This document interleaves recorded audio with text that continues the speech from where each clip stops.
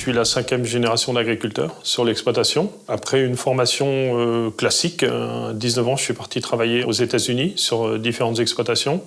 J'ai enchaîné par l'Australie avec un climat très aride où péniblement on arrive à sortir 1,5 tonne de blé par an. J'ai commencé à rencontrer des agriculteurs dans ces contrées-là qui avaient arrêté de travailler leur sol.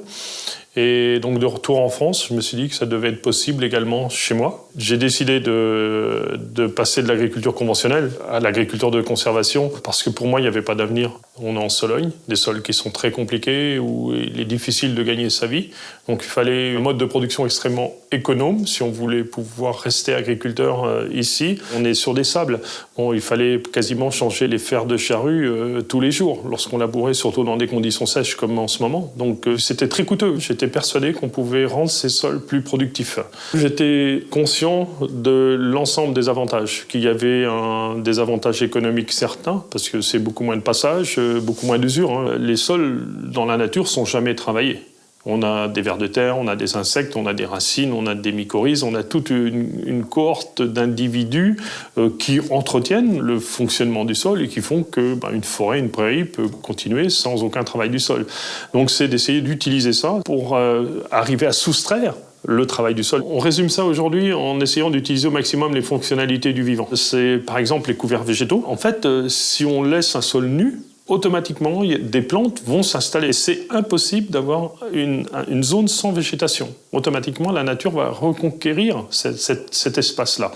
Et bien, plutôt que de lutter pour avoir un espace nu dans les champs, nous, on va semer des plantes pour utiliser l'espace. Mais c'est nous qui allons choisir les plantes qui vont coloniser cet espace.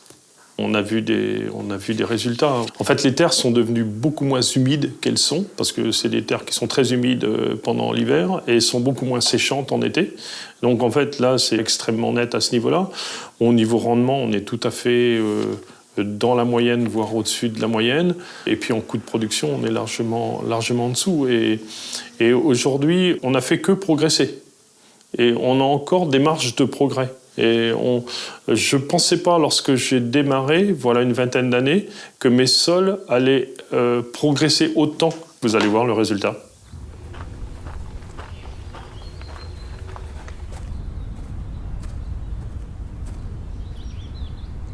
Donc ça, c'est une parcelle de la ferme qui s'appelle le Pré des Fontaines. Ça fait presque 20 ans qu'on n'a pas travaillé la terre mécaniquement, ni labourer, ni hercer, ni passer un décompacteur. On n'a fait que de semer des plantes, soit culture, soit couverts, les unes sur les autres. Et on essaye d'utiliser pour en fait, organiser et recycler la fertilité, les racines et l'activité biologique. Donc en fait, là, on était sur un triticale qui a été semé donc sur déjà un couvert de sarrasin à l'automne dernier, qui a été semé en direct, c'est-à-dire sans travail du sol. Il y a un disque qui ouvre le sol et qui pose les graines. Le triticale a été récolté début juillet. On voit encore bien le chaume du triticale. Là, on avait une culture qui était à peu près à cette hauteur-là, assez imposante. Donc, ce qui nous fait aujourd'hui un gros matelas de paille. Et tout de suite après moisson, on a réinstallé. Donc là, c'est une stratégie un peu opportuniste. On a un couvert et éventuellement la future culture qui va être récoltée l'été prochain. Et donc la culture qui est sous-semée dans cette... c'est un colza, donc, qui lui est en train de se préparer, s'installer gentiment. Et normalement, si tout se passe bien l'automne, on récolte le sarrasin.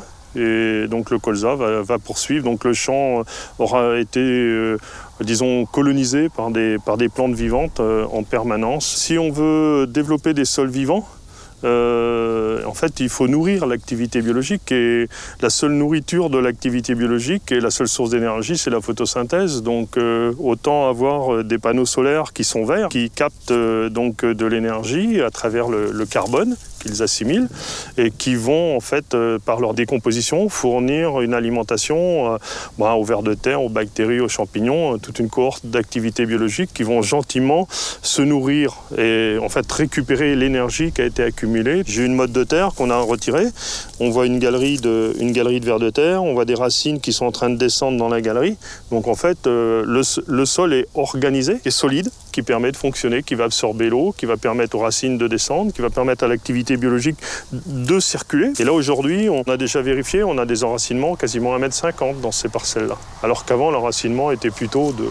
jusqu'au labour, donc 25, 30 au mieux, quoi. On a gagné progressivement en épaisseur de sol grâce à ça. Là, on voit bien le niveau des racines qui descend. Et ça, c'est les anciennes strates de sol. Ça, c'était l'ancien labour qui était ici. Donc, il n'y avait pas de contact avec le fond. C'est ça qui fait qu'on a un sol qui est un petit peu blanc et maintenant qui est colonisé. Et donc, toute cette zone-là, malgré zéro travail, est très bien colonisée. Donc, on cherche, on voit les galeries, là, et je sais que... Ça descend bien. Et donc, on voit bien la zone de surface aussi ici. Là, on a une zone très fertile. Qu'on peut quasiment prendre à la main. Ça, c'est une zone très organique, mais qui nourrit bien l'ensemble de l'activité biologique. Ça, c'est le sol intermédiaire. Et ça c'est le sol du fond. Et donc, en fait, notre objectif, c'est de progressivement améliorer notre sol et d'augmenter sa capacité de production, parce qu'on reste des producteurs quand même. Si on a doublé l'épaisseur exploitée par les racines, ça nous apporte 10-15% de production supplémentaire. À partir du moment où vous avez un sol qui fonctionne bien, un sol vivant, vous allez pouvoir nourrir ce qu'il y a au-dessus. Parce que là, on a déjà de la paille, on a déjà quelque chose qui est plus accueillant qu'une terre qui est complètement nue. On a du couvert déjà. Ensuite, on a laissé des graines à la récolte à la surface. Donc, il y a forcément une ressource alimentaire. Il y a aussi une ressource alimentaire verte. On attire déjà des insectes. Et il y a des insectes, des araignées qui courent sur le sol, des carabes qui sont déjà là. Donc il y a déjà toute une organisation qui favorise et donc le gîte et on pourrait dire le couvert, parce qu'il y a un petit peu d'aliments pour le petit gibier et l'ensemble de la faune de surface, quoi. Et puis on va aller voir un autre couvert qui a été implanté dans les mêmes conditions mais qui est plus mélangé. Donc ça, c'est des couverts nous on appelle de biomax, parce qu'en fait, on essaye de produire le maximum de biomasse, du colza, tout simplement. On a presque une dizaine d'espèces. Pois fourragers. Voilà. Donc ça, c'est une légumineuse qui produit de l'azote. Un radis fourrager. Donc ça, c'est une plante qui est plutôt structurante et qui rame un petit peu et qui produit de la structure au couvert. Une facélie. Alors ça, c'est une plante très intéressante parce que ça attire beaucoup les insectes, très mellifères, et donc qui recycle bien la potasse. Une moutarde. Moutarde, bon piège à azote et puis producteur de biomasse, beaucoup de carbone. On en a plein, hein. Mais là, avec une dizaine d'espèces dans la parcelle, on occupe tous les étages jusqu'à la future implantation de culture. Parce que ça, c'est pas une culture, on est sur un couvert. C'est un des piliers de notre système, oui. Donc, il faut imiter les processus naturels, mais disons que c'est nous qui le pilotons au plus proche d'un fonctionnement normal, mais avec des plantes de service que l'on choisit. On remplit très bien l'ensemble de ce cahier des charges, voire plus.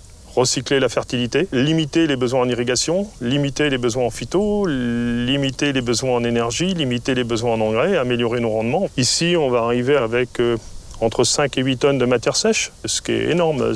C'est pratiquement autant, si ce n'est plus, qu'une prairie naturelle va produire dans l'année complète. Et ça, on va faire ça en l'espace de 3 mois. On fait une agriculture qui est sur le chemin de la durabilité. Et c'est toujours l'objectif, c'est de produire autant, voire plus, avec moins d'engrais, moins de mécanisation, et on améliore notre sol, donc on peut aller que vers un cercle vertueux. À partir du moment où vous produisez, vous apportez de la diversité, vous pouvez accueillir plus de vie sur une parcelle, vous êtes forcément bon.